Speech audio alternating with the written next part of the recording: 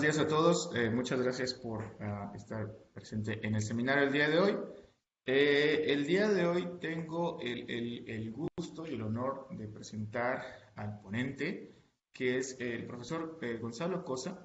Gonzalo estudió en la Universidad Nacional de Río Corto en Argentina la licenciatura en Química y recibiendo el premio de la Asociación Química de Argentina. Después realizó estudios de doctorado en la Universidad de Ottawa bajo la dirección del profesor Tito Scayano. Y bueno, por sus, digamos, méritos también ganó el Governors General's Gold Medal Award y también en el 2003 ganó el award a la mejor tesis de doctorado en ciencias químicas por parte de la UPAC. Después de sus estudios de doctorado, Gonzalo se integró como postdoctorante, investigador postdoctorante al grupo del profesor Paul Barbara en la Universidad de Texas en Austin. Y posteriormente, en el 2005, regresó a Canadá y se unió al Departamento de Química de la Universidad de McGill como profesor asistente. En el 2011 fue promovido a profesor asociado y finalmente en el 2016 a full professor.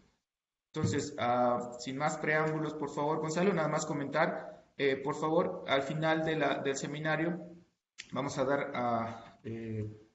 vamos a empezar la parte de preguntas. Ya saben, la mecánica, escribir las preguntas en el chat o bien me avisan para abrir los micrófonos y que ustedes le pregunten directamente a Gonzalo. Bueno, sin más preámbulo, Gonzalo, te cedo la palabra. Muy bien, bueno, muchísimas gracias, Eduardo. ¿Me escuchas bien? Entiendo que Sí, me escuchan bien allí. sí, Cualquier cosa Gonzalo. me avisan. Voy a poner el monitor de las caras aquí. Y bueno, voy a tratar de hablarlo en español, pero si en algún momento ya se me dificulta el lenguaje, voy a saltar al inglés, pero por ahí que me sale bien la parte técnica, obviamente, en español, así que, bueno, nos embarcamos entonces. Lo que yo les quería comentar es mi trabajo a nivel de molécula individual, trabajo que estamos haciendo en la Universidad de McGill, y siempre como referencia me gusta empezar con esta diapositiva, que es una foto satelital. Y esta foto satelital básicamente está tomada a unos 600 kilómetros, podemos decir 1000 kilómetros de la Tierra, y está monitoreando la fluorescencia de clorofila. Entonces esto a mí siempre digo me sirve como una idea para traer los órdenes de magnitud de nuestros experimentos.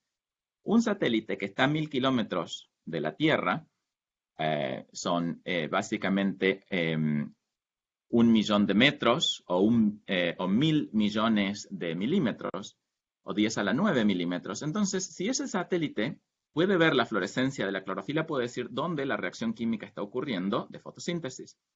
Pero imagínense si tuviera la resolución al punto de decir en una hoja, en una parte de una hoja de un árbol, realmente uno puede ver si está ocurriendo o no la fotosíntesis. Si hay, por ejemplo, una oruga comiéndose la hoja. Bueno, esa idea de magnitud, de que estamos mirando a 1000 kilómetros y podemos ver al milímetro, se aplica a lo que tratamos de hacer a nivel de microscopía, de fluorescencia, de microscopía de fluorescencia, donde estando a 1 metro de nuestro sample, estamos monitoreando reacciones químicas a través de cambios en fluorescencia, por ejemplo, que las ondas pasan a ser fluorescentes, de no fluorescentes a fluorescentes. Y podemos ver moléculas individuales y podemos ver básicamente features, o sea, con un detalle, con una resolución de 10 nanómetros o 1 nanómetro inclusive. Entonces, trabajar sobre esas técnicas y avanzar no solo las técnicas desde un punto de vista del instrumental y del software, pero también de la parte química es lo que nos interesa y aplicarla. Entonces, a lo largo de la charla, me gustaría justamente presentarles cómo trabajamos a los efectos de mejorar las ondas fluorescentes, mostrarles un problema en tecnología, en nanotecnología a través del ADN, y por último, una aplicación ya de microscopía de fluorescencia, imaging a nivel celular. Ahora bien, déjenme ver. Sí.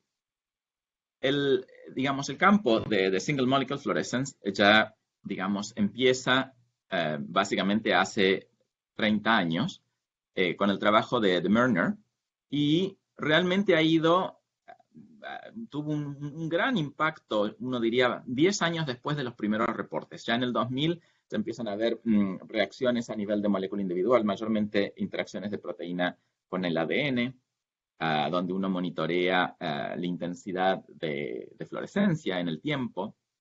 Obviamente grandes mejoras con la Green Fluorescent Protein, pero también a nivel de fluoróforos. Y justamente en el 2005-2006 aparecen los primeros reportes de superresolución, que son los que desencadenan en el premio Nobel en el 2014. Pero básicamente ha habido grandes cambios o mejoras a nivel de tecnología de detección, la física y la ingeniería electrónica, y también del software. Mucho de lo que es superresolución se realiza a nivel de manejos de software. Y la parte química también es donde hay grandes avances, pero también hay una gran oportunidad de hacer mejores ondas y de incrementar el número de fotones de las ondas, el color en el que emiten, la fotoestabilidad de estas ondas. Y un poco eso es entonces donde nos encontramos nosotros trabajando. Digamos, obviamente el campo sigue avanzando. Una nueva cosa que surge después de este reporte del Methods in Applied Fluorescence es la técnica de MinFlux por Stefan Hell, que es uno de los ganadores del premio Nobel ya en el 2017 y que está ganando mucha atención también. Entonces, a lo largo de la charla, lo que les voy a estar presentando sería básicamente cómo trabajamos a los efectos de mejorar la estabilidad de la señal, el photon budget, o sea, el número total de fotones que nos emite un fluoróforo, y el switching, el turning on and off de un fluoróforo. Después les voy a hablar del trabajo con ADN a nivel de nanotecnología y hacer básicamente nanotubos de ADN. Y ya la imagen a nivel de procesos celulares, donde aplicamos conceptos de superresolución y el desarrollo de sondas aplicados a un problema específico como ejemplo.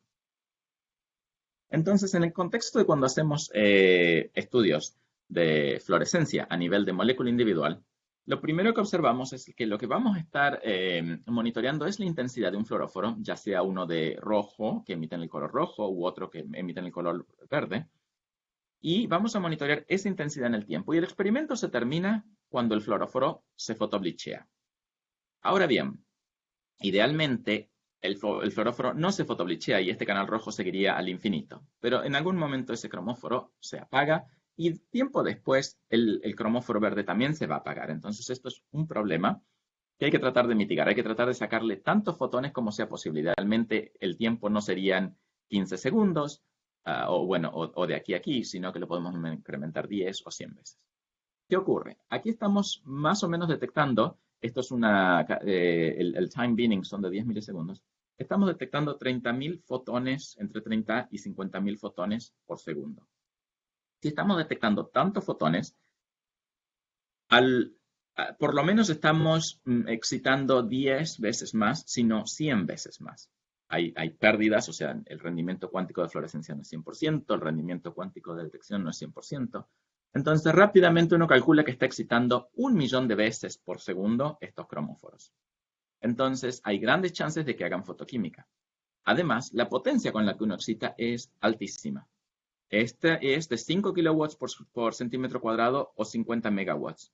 A comparar esto con la luz solar. La luz solar en el Ecuador, al mediodía, supongamos que estamos excitando en una longitud de onda de 500 nanómetros, entonces solamente tenemos 2 watts por metro cuadrado. Comparado aquí, 7 órdenes de magnitud más alta la potencia. Entonces, claramente hay una gran intensidad de radiación y un gran potencial para la fotodegradación de las ondas.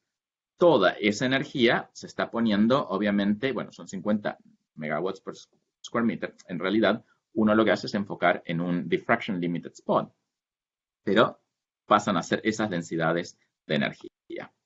Entonces, desde un punto de vista del fluoróforo, uno necesita excitar al menos 1.000.000 de veces por segundo, o sea, con un microsegundo o megahertz frecuencia de megahercios, uno está excitando y idealmente está viendo emisión. Pero ¿qué ocurre?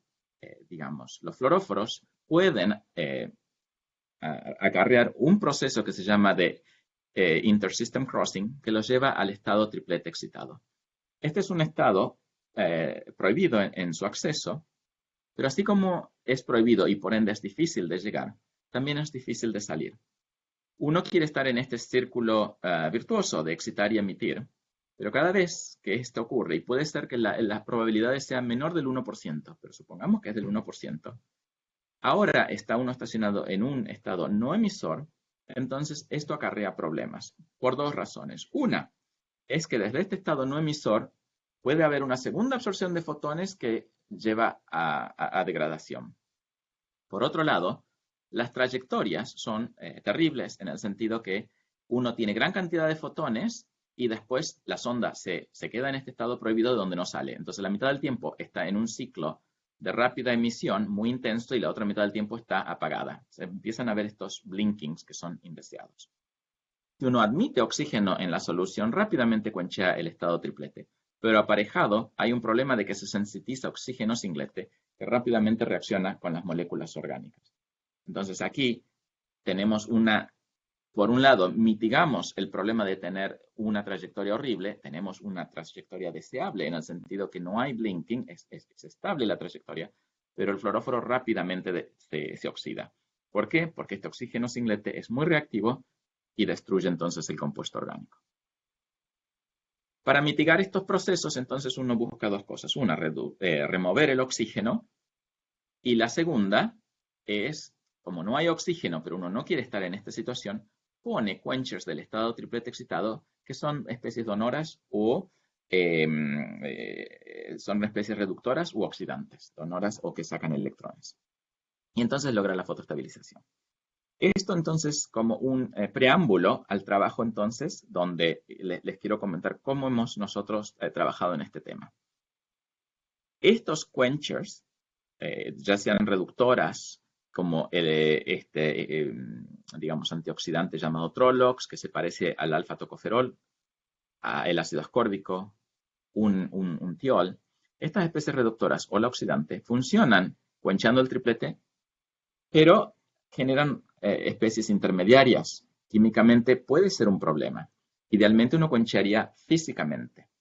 Y un quenching físico involucra una transferencia de energía del estado triplete a un aceptor de energía del estado triplete, como el cyclooctatetraene. Pero esto es una molécula muy insoluble y no factible de trabajarla en sistemas acuosos. A nosotros se nos ocurrió entonces pensar en el níquel. El níquel, como unión que acepta a través de Dexter Energy Transfer, de proceso de transferencia de energía Dexter, quencharía físicamente el estado triplete. Entonces les voy a comentar un poquito en qué consiste el experimento y cómo mostramos que el níquel funciona, y de ahí voy a ir avanzando en cómo trabajamos en la fotoestabilización.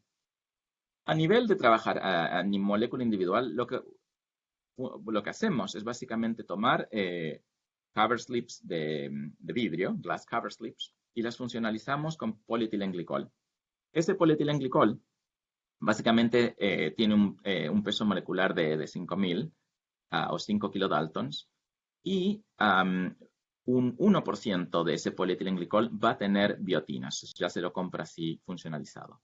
Uno entonces después pone stretadivina, una proteína que tiene una gran afinidad por la biotina, en estas cámaras que tenemos para hacer imaging, y después la stretadivina tiene 4 locaciones para acoplarse con biotina.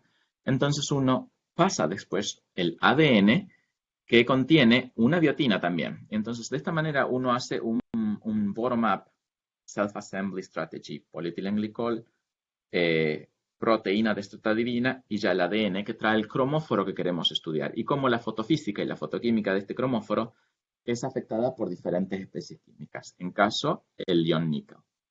Entonces lo que vamos a monitorear es molécula por molécula, haciendo una captura de imagen con un microscopio de internal reflection, fluorescence. Vamos a individualizar las moléculas individuales, tomar su intensidad en el tiempo. Entonces uno toma una serie de fotos, sigue la intensidad de la molécula en esta serie de imágenes, como un piercing, como una perforación, digamos, de la trayectoria de esta molécula, saca la intensidad, y los parámetros que nos interesan serían cuánto es el tiempo de vida de la molécula, cuánto es la intensidad promedio de esa molécula y obviamente el área bajo la curva, que serían el número total de fotones. Entonces, tenemos la intensidad promedio, tenemos el tiempo de vida y el área neta, que son el número total de fotones. Molécula a molécula, eso cambia, es estocástico. Entonces, uno va a construir distribuciones a través de computar un gran número de moléculas en cientos o miles. Y entonces vamos a obtener el mean survival time, el tiempo medio de vida, y el tiempo medio del número de fotones. Ahora bien, uno después compara. Entonces lo que observábamos nosotros es que comparando el níquel, uno básicamente compara sacar el oxígeno a través de sistemas enzimáticos, sacar el oxígeno y agregar níquel. Noten ustedes cómo cambia claramente la calidad de la señal, de la fotoestabilidad, y también cómo cambia el tiempo de vida. El otro que comparamos son dos fotoestabilizadores bastante universales en su uso, y comparamos que en realidad el níquel es del orden de el beta-mercaptoetanol, que es muy utilizado en los colorantes de emisión hacia el verde. ¿Qué es lo que nos interesa entonces? Una señal estable, donde esto que ven aquí es ruido mayormente asociado a la detección de fotones, o sea, es shot noise, mayormente, y ruido de la cámara. Nos interesa entonces una señal que sea estable, que no tenga asociado blinking, y nos interesa un largo tiempo de vida. Y está conseguido. El níquel funciona no solo con Cy3, la molécula que les mostraba antes, sino que funciona con una gran cantidad de fluoróforos, ya sea emisores en el rojo o en el verde. Esto es importante porque muchos de los fotoestabilizadores, por ejemplo, BME, es muy bueno con el verde. Aquí lo que están viendo es el número total, el promedio de fotones. Entonces uno dice el BME, excelente. Es excelente, sí, en el Cy3, pero es terrible en los colorantes rojos, en parte porque hace reacciones químicas, que les voy a comentar en un momento. Por otro lado, metilbiologen y ascorbic acid funcionan muy bien en los rojos, pero no funciona para nada en los verdes, porque tiene impurezas y trae problemas. Entonces el níquel, que lo tenemos aquí en 1 milimolar el verde, es en general de muy buena performance entre todos. Entonces es un fotoestabilizador universal. Funciona con secuencias de ADN, en parte porque hace una quelación con los fosfatos, pero no es tan bueno con proteínas y ciertamente tiene problemas a nivel de hacer imaging a nivel celular, porque puede ser tóxico. La solución a eso surge de otra historia. Bueno, aquí hay un ranking digamos, de las propiedades del níquel. Pero les comentaba, el níquel puede ser tóxico, entonces la solución a ese problema surge de una historia que publicamos un tiempo después, hace ya 3 años con Victoria. En esta historia lo que trabajamos es una especie, un fluoróforo, que tiene la virtud de que se va a acoplar a la proteína de interés. La proteína va a tener un histag, un tail, una colita de proteínas de secuencias de histidina. 6 histidinas que permiten inmovilizar esta proteína. Muchas proteínas se expresan con estas 6 histidinas para poder purificarlas e inmovilizarlas. Entonces, muy comúnmente proteínas de interés lo van a tener. Estas 6 histidinas hacen una quelación con los níquels en este nitrilotriacetic molécula que trae un fluoróforo. El fluoróforo, en este caso, trae aparejado una química que le permite asociarse a proteínas de interés. Lo que nosotros pensamos en su momento era que no solo tenía la virtud de apegarse a proteínas de interés a través de una química no covalente, que era muy deseado. Fíjense ustedes, tiene un KD en el orden nanomolar y se pega a estas proteínas de manera tal que su constante de disociación es de cientos es muy lento en disociarse. Pero a su vez, este níquel podía traer aparejado una fotoestabilización. Y eso es entonces lo que exploramos en un sistema parecido, nuevamente utilizando un sistema, un TIRF imaging, un microscopio de TIRF, y trayendo nuestro cromóforo a través del TRISM-TA que se pega directamente a la streptavidina. Y aquí lo que les quiero mostrar es 4 constructs, 4 diferentes arquitecturas que exploramos. La más simple, donde hay una muy pequeña distancia entre los níqueles y el colorante. Otras donde tenemos muchas prolinas, y la prolina lo que les va a dar es como una especie rígida de un péptido muy rígido. Entonces podemos tener muchas prolinas o menos prolinas, o una cadena bastante flexible pero larga. Entonces tenemos siempre como control el colorante. Aquí tenemos el colorante, tenemos una dada intensidad, el count rate, el número de fotones por unidad de tiempo, y un número dado de fotones. Tenemos entonces el número total de fotones para nuestro control, no tiene ningún tipo de estabilizador, solamente se le saca el oxígeno, y el total de fotones que emite. Básicamente se muere bastante rápido. Uno no le saca más que unos 10.000 fotones, 20.000 fotones. Después comparamos con poner el níquel a nivel, digamos, en solución. Gran mejora. Esto es básicamente el reporte que ya teníamos. El níquel en solución sí que lo mejora, incrementa cuántos fotones se emiten por unidad de tiempo, porque está quenchando tripletes, pero sobre todo incrementa el número total de fotones, porque impide que haya una fotoquímica que es indeseada, impide que esa fotoquímica ocurra desde el estado triplete. Ahora bien, este es el níquel, está en solución. ¿Qué pasa cuando el níquel está incorporado intramolecularmente? El cromóforo trae su níquel, digamos, como carga. Lo que se observa es que si el linker es muy flexible, la intensidad del cromóforo no es muy buena. Ya sea que es porque es corto y el níquel quenchea el estado singlete, no solo el triplete, sino el singlete, o porque un linker muy flexible no estabiliza a estos cromóforos. Estos cromóforos necesitan cierta rigidez molecular en su entorno y eso los hace más brillantes. Entonces, ¿qué notamos? Que la prolina mejora. En realidad, los que tienen prolina son más brillantes, más fotones por unidad de tiempo. En particular, el que tiene digamos, 4 prolinas. ¿Cuál es la diferencia entre 12 y 4? Bueno, déjenme comentar esto. Se puede tener, digamos, podemos no tener el níquel, podemos tener el níquel lejos, con 12 prolinas, o lo podemos tener cerca, con 4 prolinas. Entonces, aquí lo que tenemos es un péptido que es muy rígido. 12 prolinas es tal que el níquel, digamos, va a estar muy lejos del fluoróforo y no quenchea los estados tripletes. Si tenemos 12 prolinas, no hay quenching del estado triplete, entonces es similar a sencillamente tener el cromóforo.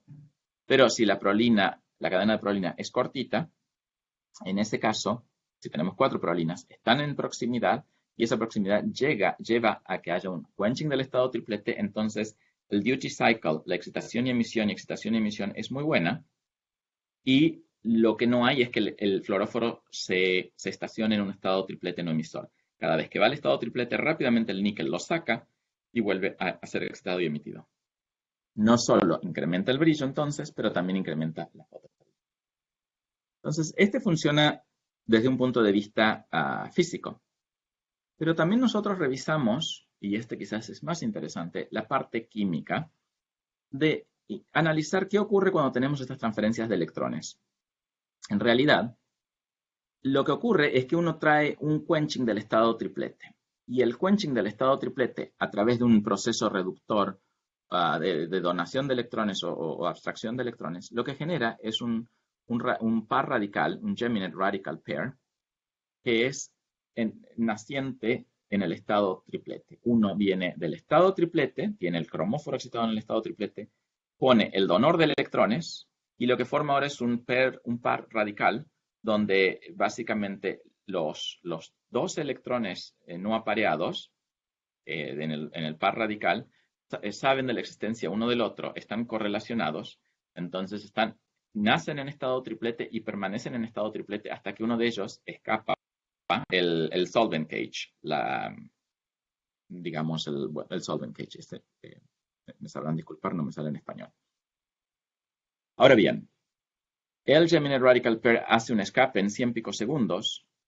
Lo ideal sería que hubiera un intersystem crossing de este radical pair, del par radical. Pero eso suele ser un proceso muy lento, de nanosegundos. Entonces, en la mayoría de los casos tenemos escape. Y porque tenemos escape, necesitamos una especie reductora y una oxidadora o oxidante para hacer un ping-pong. Reduzco el fluoróforo, pero voy a tener un oxidante que lo va a reoxidar al fluoróforo. Pero lo que podemos tener es un compuesto que es básicamente el azufre, y el azufre va a generar lo que llamamos un thiol radical, un radical thiilo, donde el radical va a estar centrado en azufre. Los radicales centrados en azufre rápidamente mueven su spin. Entonces, si tenemos un par radical, donde uno de los dos en el par es un thiol, este rápidamente invierte su spin. Entonces, rápidamente vamos a tener que ese par radical, que era triplete, pasa a ser singlete. Y eso va a ocurrir mucho más rápido que el escape. Entonces, se forma el radical pair, se forma en estado triplete rápidamente, el thiol se hace un flip. Y entonces puede haber o recombinación o puede haber un back electron transfer, pero en conclusión, uno restaura la molécula fluoróforo. ¿Cómo se analiza esto? Bueno, lo que hacemos aquí son estudios de laser flash fotólisis. En estos estudios, lo que estamos monitoreando es el transiente, el triplete, lo generamos, lo inducimos, el triplete del fluoróforo, lo inducimos a través de por ejemplo, yoduro de potasio, y seguimos el decaimiento del triplete y la aparición de la especie reducida de cuando hay una transferencia de electrón fotoinducida. Si el ácido ascórbico inyecta un electrón al triplete, lo que vamos a ver es que el triplete decae y concomitantemente, en paralelo, un radical anión aparece. Y esto se ilustra aquí. Aquí tenemos un cuencheo del estado triplete por ácido ascórbico. Entonces nosotros monitoreamos que aparece una nueva especie. Esta nueva especie es el radical anión. ¿Qué ocurre si en vez de utilizar ácido ascórbico usamos el thiol radical? Notarán ustedes que cuando decae el triplete no aparece una nueva especie. Debería enfatizar aquí, esto que ven, esto es el bleaching, la desaparición del estado fundamental del colorante. El colorante, al ser excitado, deja de absorber en el estado fundamental, entonces lo vemos como una depresión en la absorbancia, y aparece una nueva banda que es el estado triplete. Cuando el triplete a su vez desaparece, surge una nueva banda que es el radical anión, si estamos en una situación donde hay escape, donde este super radical pair escapa.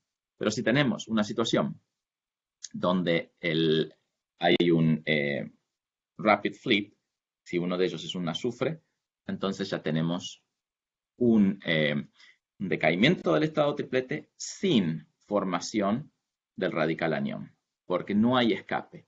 Esta radical pair in the triplet hace un intersystem crossing, pasa al singlete, hay una back electron transfer, una transferencia de electrón de vuelta, y no generamos el fotoproducto. Otros estabilizadores, como el Trolox, funcionan pero a medias. Entonces, este es ideal, pero tiene un gran problema, y es que no es un buen donor de electrones.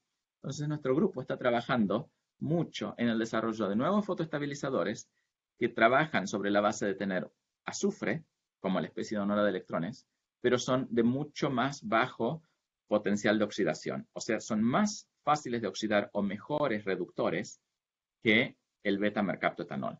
Entonces, lo que queremos es tener una especie que sea muy buena donora de electrones, cuya constante de velocidad de photoinduced electron transfer sea muy alta, y que a su vez haga muy rápido el intersystem crossing. Idealmente, estos dos procesos son muy rápidos.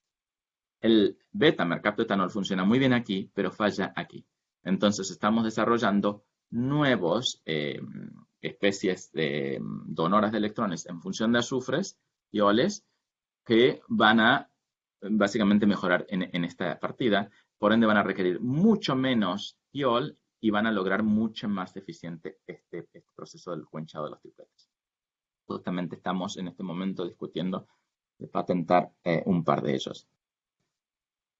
Esto entonces, como una pantalla de cómo se busca mejorar la fotoestabilidad, cómo nosotros inmovilizamos nuestro ADN, seguimos estos fluoróforos en el tiempo y tratamos de mejorar la performance. Lo que les comentaba era que si tenemos I3 y le sacamos el oxígeno, vive poco. En promedio, si uno pone saca oxígeno, pero pone esta especie de donora de electrones, el beta-mercaptoetanol, mejora muchísimo las trazas. Son 2 trazas específicas, pero es un comportamiento general. Uno ve que realmente todas las moléculas cambian de esta manera. El Cy5 no logra esto. El Cy5 hace mucho photobleaching con el beta-mercaptoetanol. Y esto se utiliza para superresolución, algo que les voy a comentar en un momento. Por último, una nueva especie, el Cy5b, publicado por el grupo de Martin Schneerman en NIH, con el cual estamos trabajando. En este caso, si uno pone el donor de electrones, no observa cambios. ¿Cuál es el problema aquí? Aquí es que este es un muy pobre oxidante. No, el BME no le da electrones, entonces poner o no poner el beta-mercaptoetanol no hace diferencia. Este es muy buen oxidante, se reduce muy rápidamente, este no se reduce. Este se reduce, pero hace química. Y esa química, si me permiten, es la que ocurre aquí abajo. Esto fue mostrado en un paper en el 2009 en JACS. Lo que no quedaba claro era cuáles eran los pasos intermedios. Y a través de estudios de single molecule, GFT y laser flash photolysis, nosotros hemos reportado lo que sería un mecanismo que unifica todas estas observaciones que ocurren con diferentes cianinas de 3, 5 o 7 carbonos en el methane bridge.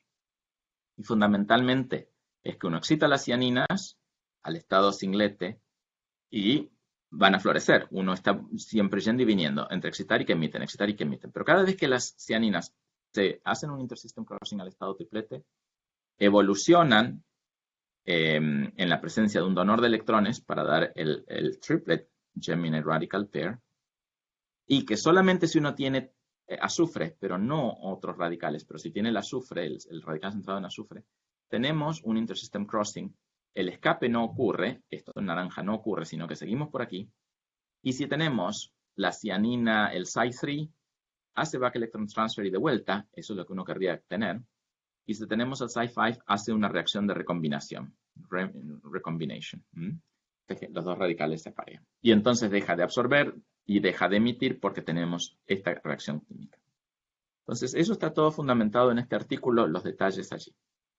Ahora me gustaría, habiendo discutido cómo es que trabajamos para mejorar la fotoestabilidad de los cromóforos, me gustaría justamente comentarles cómo explotamos el hecho de que tenemos fluoróforos individuales para poder entender la estequiometría y la morfología de sistemas supramoleculares. Entonces estamos ahora trayendo conceptos que son de que el fluoróforo se fotoblichea y que cada fluoróforo cuando se fotoblichea nos genera una caída, ¿no es cierto? En una unidad de tiempo ocurre ese decaimiento, a los efectos de lograr un conteo de unidades y por ende entender la química que estamos haciendo. Y la química se relaciona al desarrollo de nanotubos de ADN. En química que trabajamos en colaboración con el grupo de Hannah Disliman en nuestro departamento. Y es básicamente una colaboración que se extiende ya por varios años, donde hemos desarrollado varias técnicas para entender la estructura de estas especies, entender su dinámica y, en definitiva, mejorar la síntesis y las oportunidades, donde, si se quiere, aquí hay un feedback loop, donde estamos utilizando técnicas de imaging para mejorar los nanotubos de ADN, pero como punto final lo que queremos es utilizar los nanotubos de ADN a los efectos de desarrollar sensores ópticos, ya sea basados en nanopartículas metálicas o en sistemas de aptámeros. Entonces quisiera comentarles eso por un lado. ¿Cómo se construyen estos nanotubos? Todas las cadenas son de ADN. La secuencia es tal que logramos construir un sistema supramolecular que le llamamos un RAN. Y este RAN, ustedes verán, tiene, todas estas son cadenas de ADN. Imagínense que aquí tenemos, por ejemplo, 20 bases de ADN. Entonces va a haber 10 bases que no tienen una contrapartida. Están single-stranded, cadena única. Entonces aquí podemos traer lo que llamamos linkers. Estos linkers, es este largo, justamente te agarra de la parte que era single-stranded de arriba y de la parte que es single-stranded de abajo. Entonces hace un puente entre este RAN y este RAN. Es esta cadenita verde. El otro simplemente rellena el espacio. Esto es por un lado y después ponemos por este otro lado y por este otro lado. Entonces generamos un Toblerone, un prisma. Básicamente aquí ven la cadena verde, este es el linker, y la idea es que podemos construir especies, nanotubos, de básicamente estas dimensiones son tales que aquí tenemos unos 20 nanómetros, entre 20 y 30 nanómetros de run a run, y que tienen de 7 nanómetros de ancho el prisma. Ahora bien, más ranks ponemos, estamos sumando en cuantas de 25 nanómetros. Una idea es ensamblar sistemas a nivel de superficie. Yo les mostraba cómo podemos inmovilizar una sola cadena de ADN para hacer estudios de molécula individual. Ponemos una cadena de ADN, tenemos un fluoróforo, esto está inmovilizado a través de biotina subtadivina. Lo mismo hacemos aquí, donde traemos un run, que le llamamos la piedra fundamental, que tiene 3 biotinas. Lo inmovilizamos y entonces al inmovilizarlo podemos lavar y después ponemos linkers y podemos lavar y podemos traer otro run y lavar. Entonces esto nos permite hacer una química en fase sólida. El primer reporte va al año 2015 y es un trabajo donde lo mostramos, pero donde el estudiante tenía que trabajar todo a nivel pipetas. Sumamos, sumamos, sumamos, nos permite tener arquitecturas controladas. Es una química de fase sólido donde no traemos moléculas, sino que traemos supramoléculas como los elementos de construcción, como los ladrillos. Primer aspecto. El single molecule nos permite ver, voy bastante mal de tiempo. El single molecule nos permite ver básicamente que tenemos la estructura. Tenemos el canal verde, tenemos el canal rojo, lo podemos seguir. Y estas son 2 constelaciones, una en cada color. Lo que es interesante es que notaremos que cuando miramos el canal rojo deberíamos tener 3 cromóforos. Sí, tenemos 3 cromóforos muchas veces, pero no siempre. Tenemos 3, 2 y 1. Esto radica en que la eficiencia de tener el colorante no es 100%, sino que es entre un 85 y un 90%. Siempre encontramos en nuestros ADNs. Entonces hay una probabilidad de tener 3, pero también una probabilidad de que no es 0 de tener 2 o 1, por más que es una entidad completa. Esto se calcula a través de un modelo binomio, ¿no es cierto? Donde decimos, bueno, cuál es la probabilidad de sacar 3 o 2 o 1 colorantes, y tenemos la observación y la expectación y una gran correlación. Lo mismo se aplica ya cuando construimos nuestros sistemas que tienen 10 colorantes rojos y 10 verdes. Entonces ahora tenemos 20 ranks, yo les mencionaba 25 nanómetros por ranks, 20 de ellos, estamos hablando de 500 nanómetros, estructuras de 500 nanómetros, son mesoscale materials, por 7 nanómetros. Y de vuelta observamos esta distribución de los pasos. Estamos utilizando el bleaching de las moléculas individuales para entender la estequiometría, en definitiva la estructura química de estos materiales. Correlaciona que tenemos, digamos, 9 verdes, 9 rojos, y tenemos en realidad que la observación y la expectación van de la mano una de la otra. Esto lo extendemos a otro tipo de construcciones. Entonces siempre lo que empezamos a hacer es lo que yo les llamo el thin layer chromatography de los nanomateriales de ADN, en el sentido que caracterizamos su estructura haciendo una correlación de colorantes que se fotobleachean y por ende entendemos las estructuras. Si son estructuras que tienen una estequiometría 1 a 1, las vamos a encontrar alineadas a lo largo de esta diagonal. Y si tienen una alta polidispersidad, vamos a encontrar que mayormente están, la mayor parte de los productos son pocos repeat units, pero en el caso que hacemos la química de fase sólida, notamos que realmente la mayor parte del producto es el producto deseado, entonces la polidispersidad es muy bajita. Entonces uno puede traer aquí elementos de química de polímeros para entender estos materiales. Ahora bien, la química en fase sólido se utiliza para construir ADNs, se utiliza para construir proteínas, y como yo les mencionaba, nosotros aplicamos ese concepto para construir esta estructura de ADN, pero lo queremos automatizar. Y eso surge en un trabajo que hemos enviado a publicar, donde hemos básicamente optimizado todo el software, el delivery de diferentes reactivos químicos. Todo eso está automatizado, pero hay toda una parte de diseño químico de los efectos de cuánto tiempo hay que dejar incubar y tal y cual, a los efectos de poder construir realmente cualquier tipo de arquitectura. Y, por ejemplo, si uno piensa, bueno, una arquitectura tiene 3 ranks, yo puedo tener un rank con un fluoróforo verde, uno con uno rojo y otro con uno en el far red. ¿No es cierto? Entonces tengo 3 tipos de ranks. Entonces, si voy a construir un nanotubo de 10 y donde yo puedo tener 3 diferentes ranks, entonces mis posibilidades son de 10 al cubo. Y si hago 20, es 20 al cubo y así voy subiendo básicamente el número posible de estructuras. Entonces, realmente el espacio es infinito si uno piensa que puede tener 4 o 5 diferentes ranks. ¿Qué es lo que nos permite hacerlo a nivel de molécula individual? Bueno, yo logro hacer un imaging y veo el arrival time, el tiempo de arribo de estas estructuras. Entonces puedo decir, en un caso, es totalmente estocástico. En un caso, una partícula le llegó el rank a un dado tiempo, a otra le llegó antes, a otra más tarde. Construyo con un gran número de las mismas, me da una población estadísticamente razonable, logro construir la cinética química. Entonces sé el tiempo que necesito para lograr un binding. Ese tiempo lo aplico después a diseñar. Entonces digo, bueno, puedo poner un rank abajo, en la estructura cuando están haciendo, o más tarde. Y es tal cual, es siempre medir los tiempos de llegada y sacar el promedio. Entonces lo que notarán es que si voy abajo, los tiempos son largos, de 170 segundos. En cambio, si estoy 10 ranks arriba, son mucho más rápidos. Acá hay un problema de transporte de material. Tenemos un fluido laminar. Entonces, más abajo estamos más pegados a la superficie, más dificultoso es el transporte de material. Y en el flujo laminar más hacia adentro, en una estructura que ya tiene 10 elementos, entonces estamos 250 nanómetros de la superficie, en ese caso vamos mucho más rápido, 51 segundos.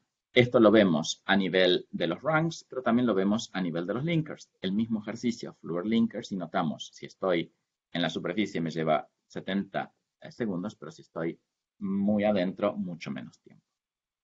Entonces, así estamos construyendo realmente estructuras que podemos diseñar de varios diferentes largos, 5, 10, podemos poner el último rojo, el último con una nanopartícula de oro, nanopartícula al medio y arriba. Las posibilidades son infinitas, como les decía. Y su caracterización correspondiente. En el último tiempito, y tenemos el software para hacer todo el análisis, un análisis rápido de la síntesis química.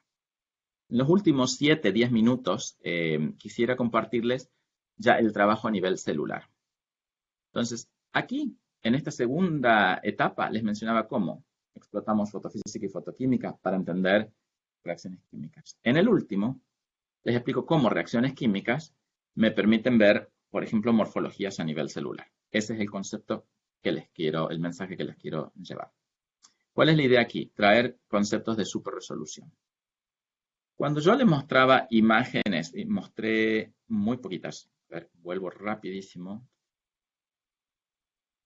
perdón por el mareo, pero cuando mostraba estas imágenes, como ven aquí o aquí, en realidad lo que tenemos es un solo cromóforo, bueno, sobre todo aquí, tenemos un cromóforo, una estructura muy chiquitita, si vemos el canal verde uno solo, pero si lo vemos en detalle, tenemos varios cromóforos, si lo vemos en detalle, tenemos que ese cromóforo, que es de 1 nanómetro, aparece muy grande. Y esto es básicamente la resolución a nivel físico del cromóforo. Realmente se ve como un patch, como una mancha de unos 300 nanómetros de diámetro. Esto es la función Airy que define, basado básicamente en la difracción, en procesos difractorios, pero lo que es importante es que esa función Airy se puede aproximar como una función gaussiana en 2 dimensiones.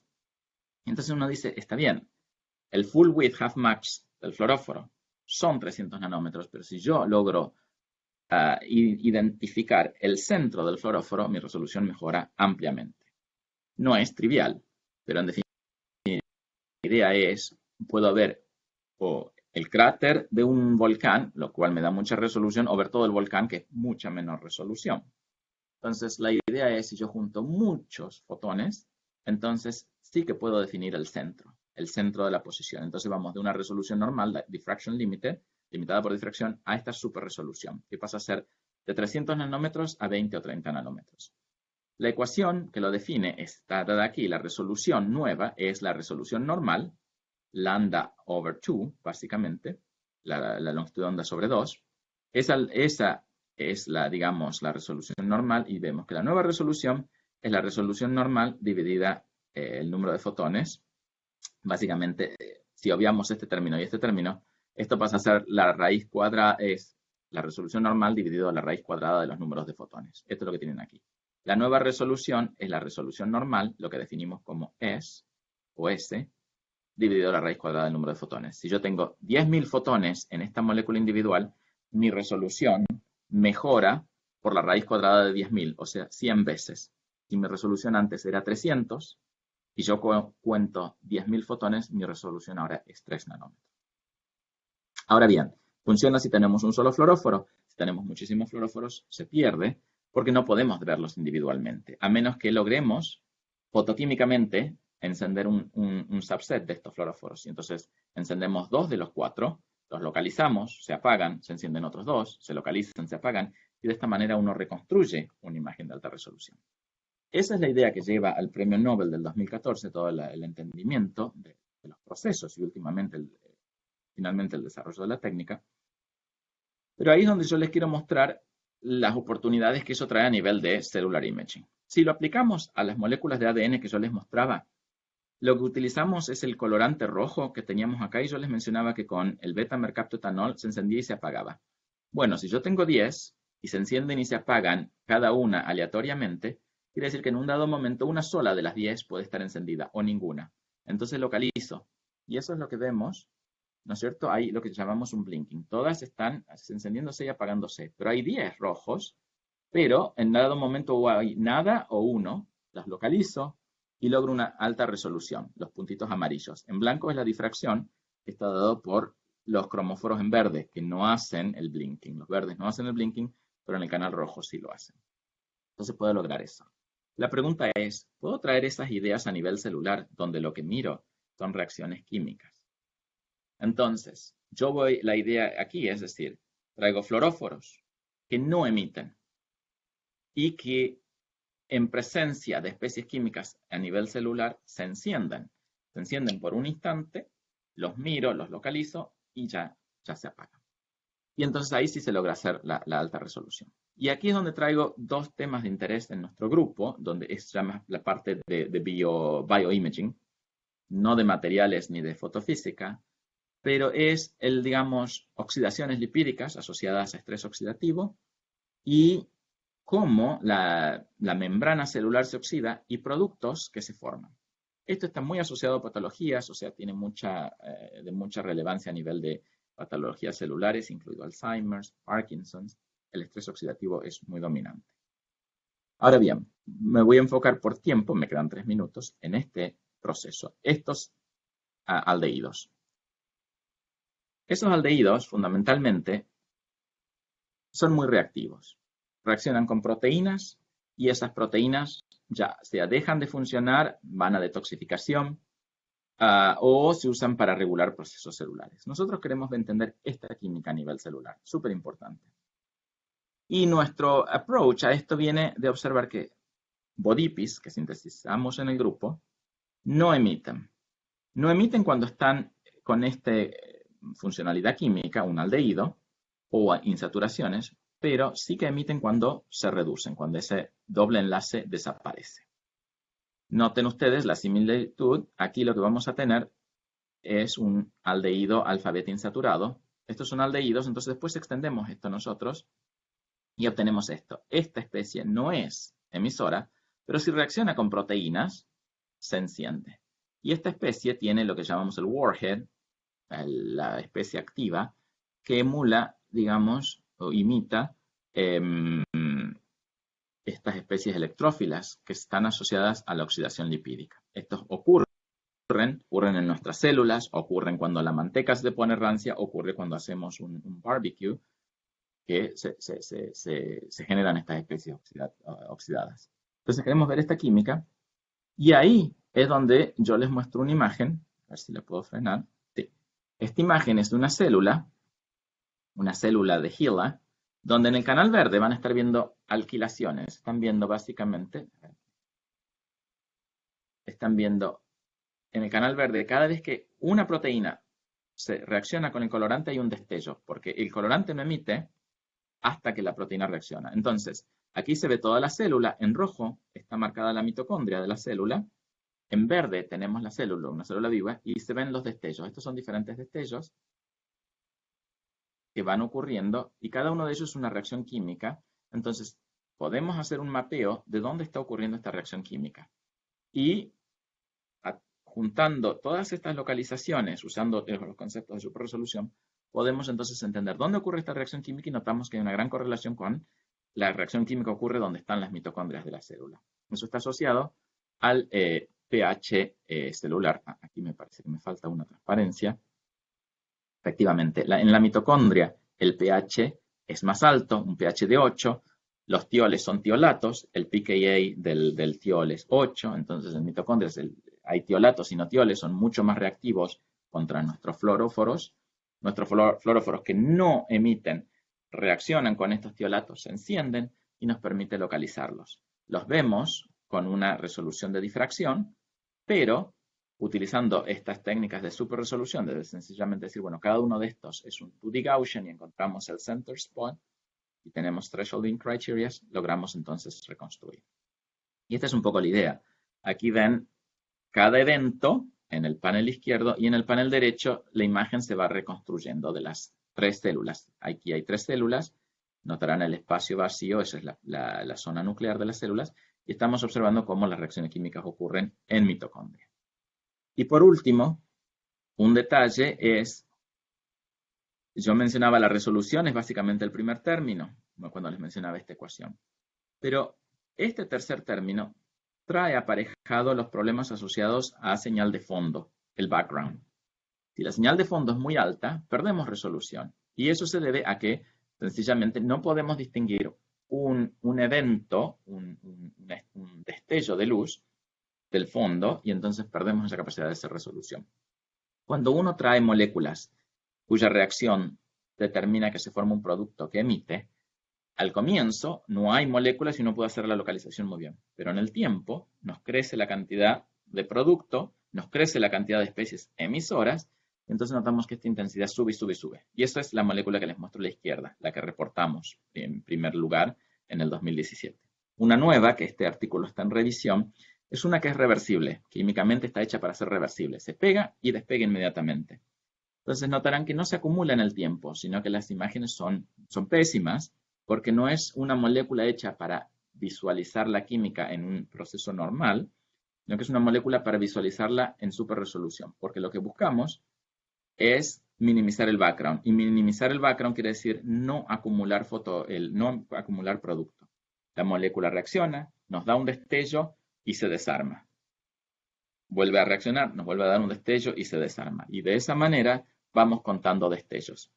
Y tal es así que esta molécula nos permite, independientemente de cuándo miramos a las células en el tiempo, podemos mirarlas al comienzo o media hora después, es exactamente lo mismo, pero como tenemos moléculas que reaccionan irreversiblemente, cuando miramos al comienzo no hay tanto problema, tenemos que bleachar un poco, pero después de un tiempo hay que básicamente apagar la cámara, poner una alta potencia, bleachar mucho del colorante y solo recién se puede encender y comenzar el experimento. Entonces, estas son muy problemáticas porque se han acumulado, las reversibles no.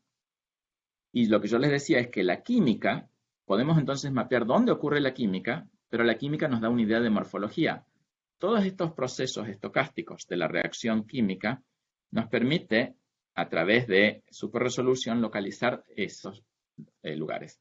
Aquí estamos utilizando un análisis, SURF, que básicamente es un algoritmo que permite monitorear reacciones estocásticas que son reversibles.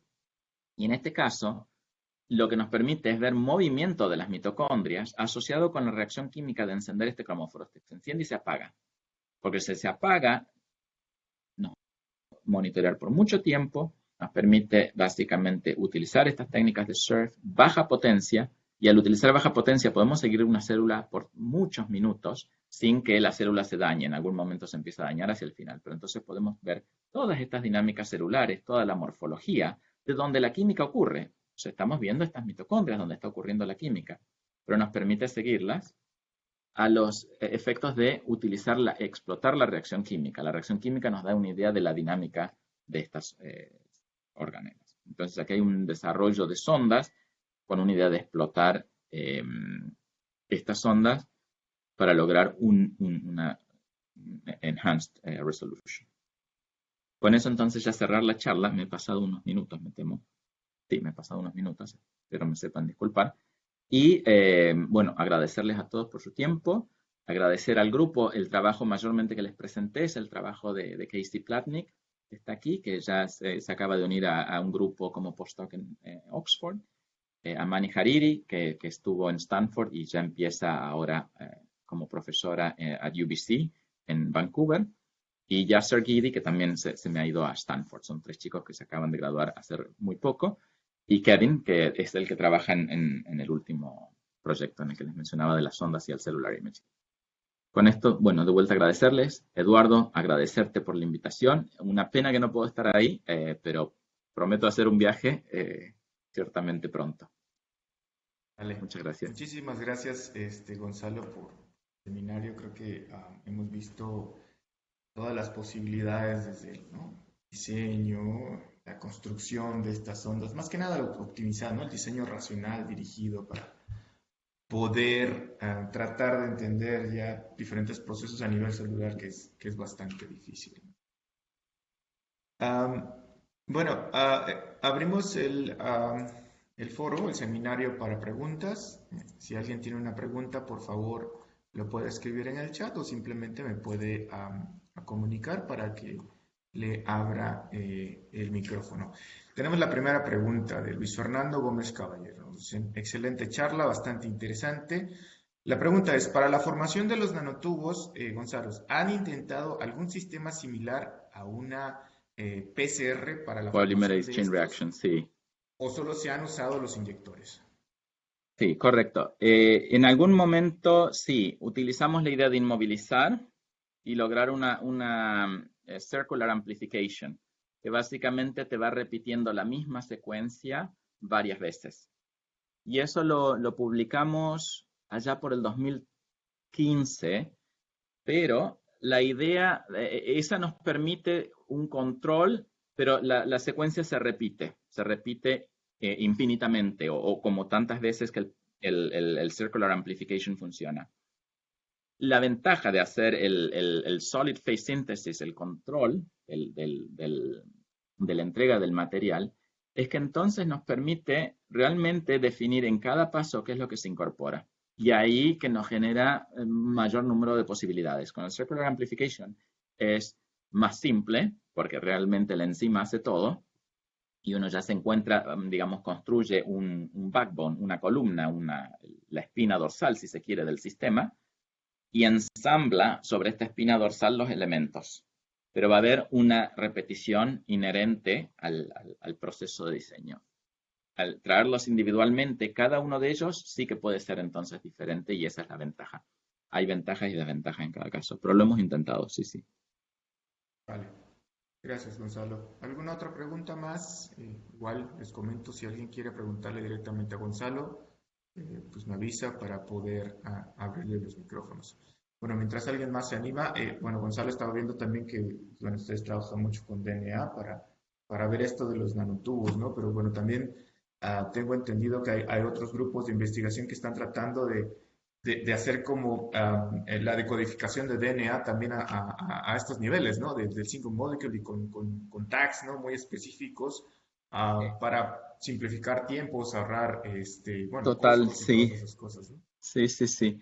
Todo lo que es, justamente hablando del PCR, todo lo que es el sequencing, ¿no? Que ahora estamos tan en boga con el COVID, pero el sistema de Illumina, que es el que mayormente se utiliza para el sequencing, funciona básicamente a nivel de estos procesos de escala individual. No tanto el de Illumina porque tiene amplificación química, un poquito basada en el PCR, pero la otra gran compañía que se llama Pacific Biosciences es así que utiliza realmente estas reacciones a nivel de molécula individual y zero mode waveguides, que serían básicamente nanoholes, nano huequitos Ujú. en un wafer de aluminio, ¿no es cierto? Para lograr eh, excitación del campo electromagnético solamente impactando en un volumen muy confinado, en un volumen de septolitros. Vale, Entonces sí vale. que sí. Y eso está súper interesante. Todo el desarrollo de lo que sería point of care diagnostics, yo pienso que va a ir muy ligado a todo este desarrollo de técnicas de single molecule y tal. El point of care, no sé cómo se dice en español, pero eh, bueno, me Sí, imagino sí, que yo sí. estoy igual que tú. Sí, yo pienso que sí, Vale, que es point of care en todos lados ya hoy día. Ese nos ha ganado. vale, vale. Perfecto.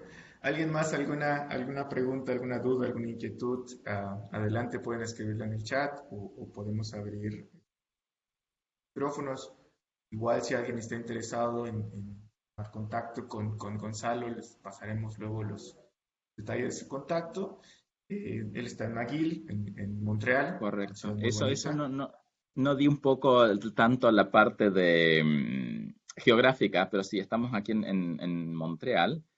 Y ciertamente a través de, hay muchos programas de intercambio, y Eduardo, eso, por eso me interesaría mucho también visitarte y Sí, generar un puente, un vínculo con el instituto, con la formación que tienen ustedes, porque hay siempre oportunidades para venir, tanto al departamento de química como al de física también, donde hay gente que trabaja en sistemas similares, no ópticos, ciertamente. Oportunidades para venir con becas de lo que le llamamos, digamos, de verano, o sea, una estadía de 4 meses o 6 meses, que puede ser muy ya. interesante a los efectos de desarrollar cosas en conjunto. Vale, vale, perfecto. Pues muchísimas gracias, Gonzalo. Digo, la invitación está ahí abierta. Y bueno, no sé si alguien más tiene alguna pregunta, alguna duda, una inquietud. En el caso de que no sea así, pues te agradecemos muchísimo, Gonzalo, por la charla. No, Gracias por un placer aceptar la y invitación. les quedo debiendo una visita en persona. Ya ni bien las fronteras y el COVID nos permita, prometo una visita, bueno, visitarte, Eduardo, que Vale. total, México no está tan lejos y siempre hay una ocasión para visitar y ya llegarme por el instituto de ustedes, me encantaría. Perfecto. Pues muchísimas gracias, Gonzalo. Que sigas teniendo un buen día allá en Canadá y bueno, seguimos en contacto. Gracias a todos por su Sí, presencia. muy bien, muchas gracias a todos. Vale, nos vemos, Gonzalo. Chao, Chau, chau. chao.